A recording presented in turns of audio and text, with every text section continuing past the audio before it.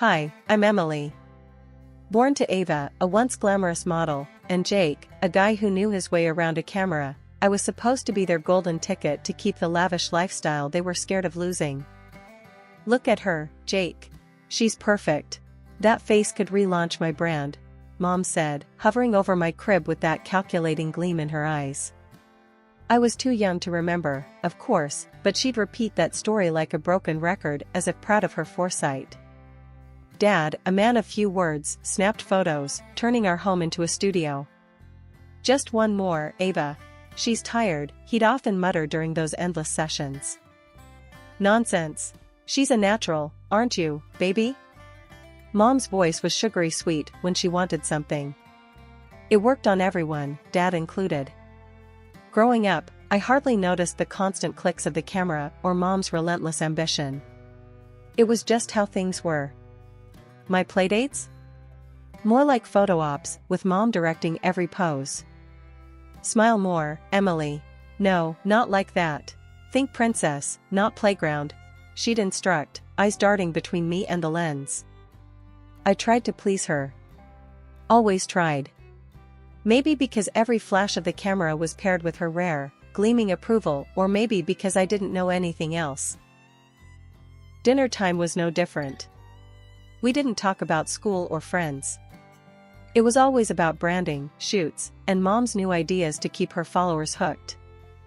Eating healthy is not just good, it's marketable, Emily. Remember, you are what you eat, and right now, you're my little star, Mom explained one evening, her words slow and deliberate as if trying to sell the concept to a potential sponsor hidden in the bushes. Dad, on the other hand, seemed to shrink with each passing day, his voice seldom rising above a whisper. It's all good, Ava. Maybe we let her have some pizza tonight, eh? A cheat day, he'd suggest on rare occasions, a weak smile fleeting across his face. Her response was always sharp. And ruin her complexion? You know better than to mess with the routine, Jake. Routine, my constant companion. I knew nothing of lazy Sundays or messy ice cream faces. Everything was curated, my childhood laid out like a magazine spread. One night, I heard them arguing. Their voices, usually hushed around me, echoed through the halls. She's not just your ticket to fame, Ava. She's our daughter, not some prop, Dad's voice was tinged with frustration. Oh, grow up, Jake. We're not in some fairy tale. This is real life, and in real life, we capitalize on what we have. Emily is what we have. Mom shot back, her words slicing through any pretense of maternal warmth. I lay in bed, clutching my bear, Mr. Snuggles, trying to make sense of it all. The idea that I was more useful than loved wasn't new, but hearing it spelled out cracked something inside me. The next morning, things went back to normal. Mom was all smiles, pretending last night never happened. Dad avoided my eyes, his usual. Ready for your shoot, sweetheart? Mom chirped as she straightened my dress. Her hands felt cold, her smile too stretched. And so, we continued, the camera capturing smiles that never quite reached my eyes, in a house that felt more like a set every day. I played my part, the golden child, not yet understanding the shadows that played behind the scenes of our picture-perfect life. Grandma and Grandpa, they saw through it all. They'd visit, shaking their heads, whispering about how kids needed dirt and sun, not spotlights and scripts. Can't she just be a kid, Ava? Grandpa would grumble as soon as he stepped through the door, his brows furrowed in disapproval. Mom would force a smile, her patience thin. Dad, times have changed. Emily's opportunities are golden. We're setting her up for life. I'd watch from the corner, clutching a doll I wasn't allowed to dirty.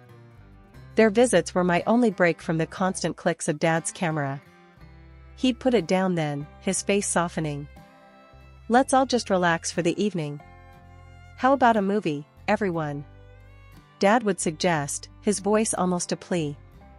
Mom's eyes would narrow, her lips pursed. Sure, after Emily finishes her shoot with the new organic juice line.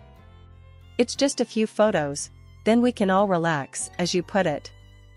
The shoots weren't quick. They never were. Dad tried to keep things light, goofy faces behind the camera, to make me giggle on cue. Come on, pumpkin, show me the biggest smile. Think about, oh, ice cream. He'd cheer, hoping to catch a genuine moment. Mom didn't do patience. Jake, focus. We need these perfect. The company is watching closely. They want the natural, happy child, not some sugared-up toddler. The arguments got more heated when the camera was off. Grandma and Grandpa would try to steal me away for a weekend, desperate to give me a taste of normal. Ava, she should come stay with us. Just a few days. Let her run around, play in the mud. Grandpa would argue as he put on his coat, ready to leave but not ready to give up. And what? Miss a casting call? No, Dad. We're not risking opportunities. She's fine. Mom would snap, her words final. It wasn't all bad. Sometimes, in the quiet mornings before Mom woke up, Dad would make pancakes, drizzling extra syrup and letting me toss in handfuls of chocolate chips. Don't tell your mom. He'd wink, the secret sweet between us. Promise. I'd giggle, the syrup sticky on my fingers, the moment light and free. But freedom was always fleeting. As soon as Mom's footsteps echoed down the hall, it was back to business. Hair brushed, face washed, and dressed in whatever outfit she'd laid out. In those days, I didn't understand the weight of sacrifice or the price of the path laid out before me. I only knew the routine, the constant push, and the clear understanding that my childhood wasn't really my own. It belonged to the brand, the image, the unspoken sacrifice of what could have been. When the sickness hit, it came without warning. One day, I was posing for a yogurt ad, all grins and giggles. The next, I was burning up, my body a battleground. Mom panicked, but not in the way you'd hope. Her first thought wasn't about getting me to a doctor, it was about how many shoots we'd have to cancel. Ava, we need to get her to the hospital, now. Dad was pacing, his voice edged with a panic I'd rarely heard from him. Just a minute, Jake. Let me think. Mom snapped back, her phone in one hand, probably scrolling through her calendar. Think? She's burning up, Ava. This isn't about your bloody schedule. Dad's shout would have scared me if I weren't so out of it. In the hospital, they said it was polio. I didn't really understand then what it meant, only that it was bad, really bad. Mom's face went white when the doctor explained. But she's been so healthy, Mom muttered to herself more than anyone else, her face twisted in confusion and anger. Mrs. Dawson, Emily wasn't vaccinated against polio. It's extremely rare nowadays because most children are vaccinated. The doctor explained gently, a look of sympathy across his face. Dad looked like he'd been punched. Not vaccinated? Ava, what, why? Mom's lips thinned, her usual defense rising quick. Don't you start on me, Jake. It was a choice we made. I was moved to a room, wires and tubes hooking me to machines that beeped and blinked. Days turned into weeks. I missed the sun, my sketches, even the annoying flash of Dad's camera. Mom rarely stayed long.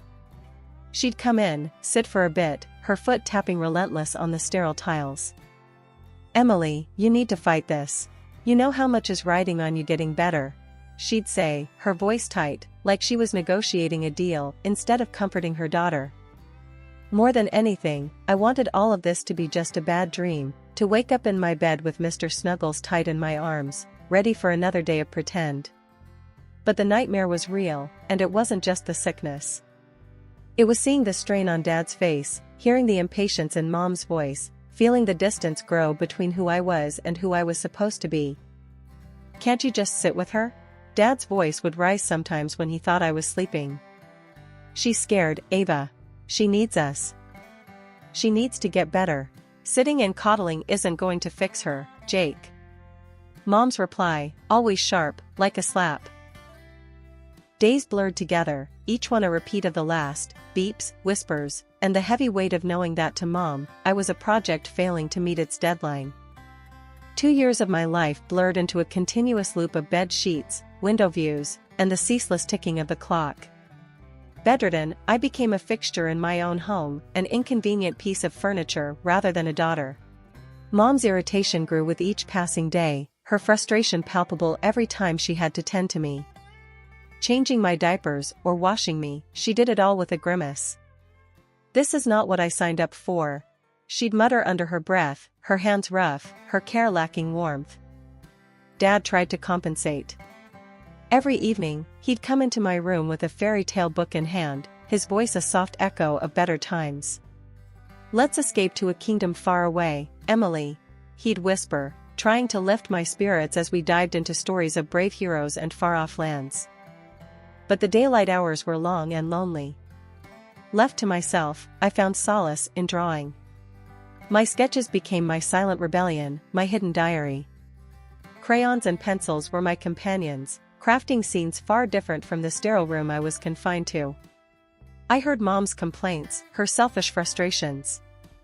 She was tired of wearing the same outfits to parties because the money had dried up. "I'm stuck in last season's wardrobe while you lie around," she'd yell, her voice echoing off the walls, filled with a bitterness that cut deeper than the loneliness. Grandma and Grandpa saw the toll it was taking on me. They'd visit, laden with worry, their faces etched with concern. "Let her come stay with us for a while," Grandpa would suggest, his voice a gentle plea. "She needs a change of scenery, needs to feel loved." But Mom would have none of it. Absolutely not. What would people think if they knew I'd shipped her off to her grandparents? My image as a mother is at stake. Her voice was shrill, tinged with desperation.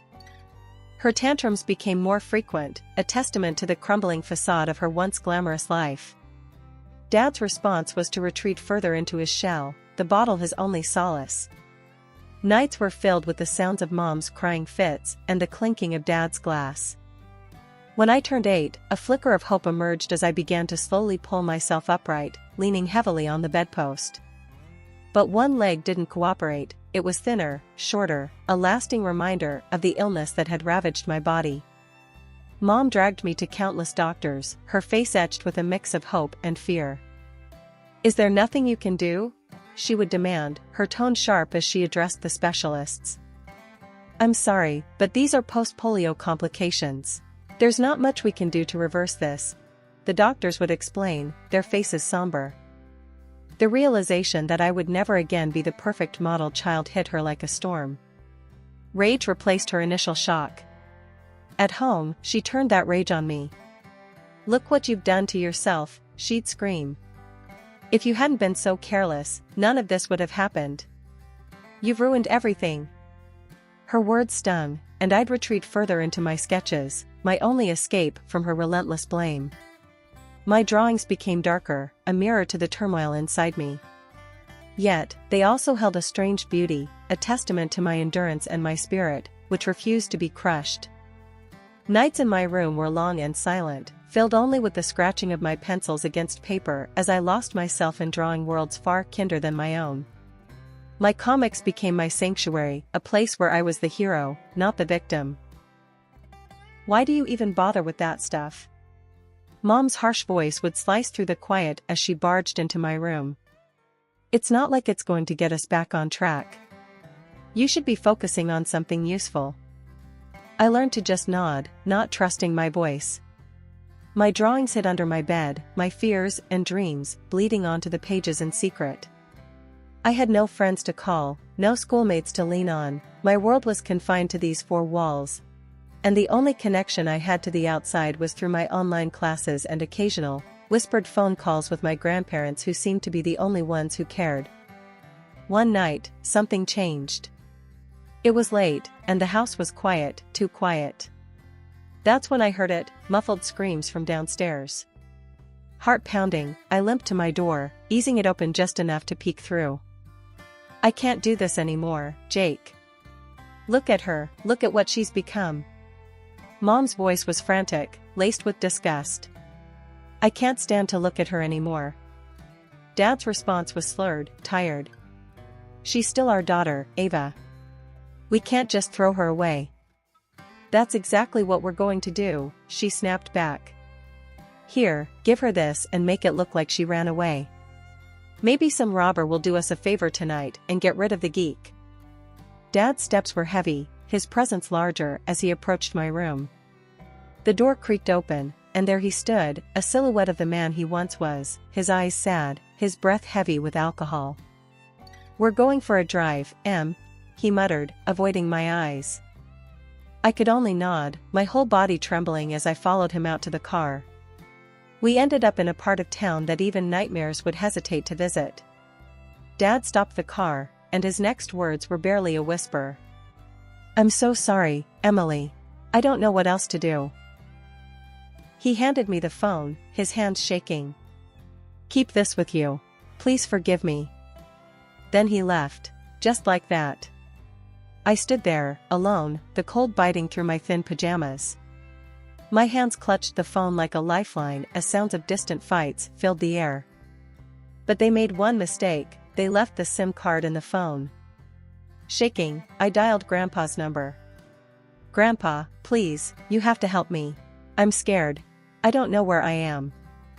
"Hold on, Emily. We're coming. Just stay hidden and keep the phone on." Grandpa's voice was firm, a promise in the dark. I hid behind a trash can, my body shaking from fear and cold, waiting for what felt like an eternity. Every noise made my heart jump, every shadow a monster in the dim street light. Finally, headlights swept around the corner, and Grandpa's car came into view.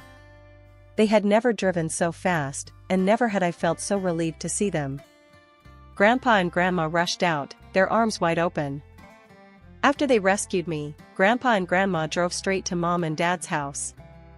They were furious, their anger crackling through the air like electricity.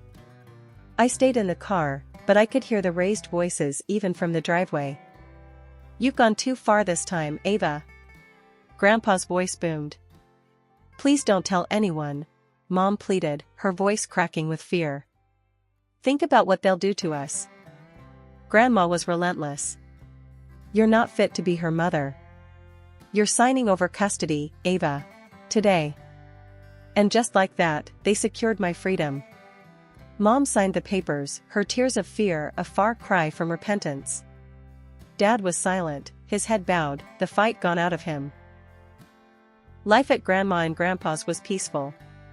They had a small, cozy house with a big backyard and a garden that seemed enchanted, bursting with colors and life. Grandpa taught me how to plant flowers, his rough hands gentle on the earth. "Plants gotta be nurtured, Em. Just like people," he'd say, a smile tucked into his beard. Grandma was a whirlwind of love and baked goods. She always had a new recipe to try, and the kitchen was our laboratory. "Sugar fixes a lot of things, especially moods," she'd wink, passing me a spoonful of cookie dough. I started going to a regular school not long after moving in. I was nervous, limping distinctly, self-conscious about my leg. But to my surprise, the kids were kind. They didn't stare or whisper like I'd feared. Instead, they were curious, accepting. "Wanna play with us?" a girl named Lucy asked during recess one day. "Sure," I replied, a grin breaking over my face, surprised by the simplicity of the moment, how easy it felt to just be a kid among others. Art class became my refuge, where I truly flourished. Mr. Hernandez, the art teacher, noticed my talent right away. "You've got a real gift, Emily. Ever thought about showing your work to the world?" he encouraged. Taking his advice, I started posting my drawings online. It was just a few sketches at first, but soon, I had followers, a community of people who didn't just see the drawings, they saw me. They understood the stories I was telling through my art. Evenings at home were my favorite time. After dinner, we'd sit on the porch, Grandpa with his pipe and Grandma with her knitting, the day winding down around us like a soft blanket. "Life's good, isn't it?" Grandpa would ask, looking out at the garden bathed in twilight. "It's wonderful," I'd answer, leaning against Grandma, feeling safe and loved in a way I hadn't known was possible. At 19, life threw me into a new chapter, art school, with a scholarship that recognized my talents. The girl who once sketched in secret was now a known name in the online art community. Even my characters jumped off the pages, finding their way onto comic book covers and city walls as graffiti. Enrolling in art school was a dream realized. It was my chance to dive deeper, to explore the roots of artistic expression through classical training. "You're going to rock this, Emily," Grandpa said on the day I received my acceptance letter, his eyes gleaming with pride. "Yeah, kid, show 'em how it's done," Grandma added, always quick to throw in her fiery support. The campus was buzzing with creativity, a place pulsing with potential. My first day felt like stepping into a larger world, one I was eager to explore and influence. Studying was intense, but fulfilling. I absorbed techniques and histories that made my work richer, more grounded. My professors encouraged experimentation, leading me to blend traditional methods with my unique style. "You have a rare gift, Emily. Your perspective is refreshing," Professor Ames noted during a critique, his words bolstering my confidence. Parallel to my studies, I organized an exhibition of my paintings. It wasn't just an exhibition, it was a narrative display, telling stories of overcoming and becoming. "Each piece tells a story, doesn't it?" a visitor remarked during the opening night, her eyes tracing the lines of my largest canvas. "Absolutely. Each stroke has a part of my journey," I explained, finding joy in sharing my vision. The local media caught wind of my story, intrigued by the artist who conquered personal and physical challenges to create. They filmed reports at the exhibition, interviewing me about my work and life. "Emily Dawson isn't just an artist, she's a phenomenon," one reporter said as the camera light blinked red. I walked through the exhibition, my special shoes, and sometimes a cane aiding my steps. I wasn't hiding my limp, I was owning it. "You turn adversity into art," an art enthusiast commented, pointing at my cane, which I'd painted in bright colors. Photos of me appeared in fashion magazines again, a full-circle moment. But this time, I posed because I wanted to, each photo a testament to my agency and artistry. "She redefines beauty," read the caption under a photo of me, my painted cane in hand, standing boldly beside one of my vibrant murals. By the time I finished my degree, I wasn't just a graduate with honors, I was a symbol of perseverance, a living canvas of my own making. And as I walked across the stage to receive my diploma, cane in hand, the applause wasn't just for my academic achievement but for the journey that brought me there. The art gallery buzzed with chatter and the click of cameras, the air electric with admiration for the work lining the walls. I mingled with guests, my heart swollen with pride and nerves. It was a big day, the culmination of years of hard work and passion. The space was filled with my paintings, each piece a chapter of my life, a battle fought and won. Out of nowhere, the atmosphere shifted. My heart stopped for a second when I saw them, my parents. They have changed a lot. Dad looked worn, more lines on his face, his eyes dimmer. Mom's beauty disappeared, revealing her true self. I watched, frozen, as Mom made her way to the reporters who were filming. With the flair of someone used to the spotlight, she announced loudly, "I'm Emily's mother, and I'm just so overwhelmed with pride for what she's accomplished." The camera swung to her, eating up her performance. She's always been incredibly talented, and seeing all she's achieved, it's a mother's dream come true. I couldn't take it.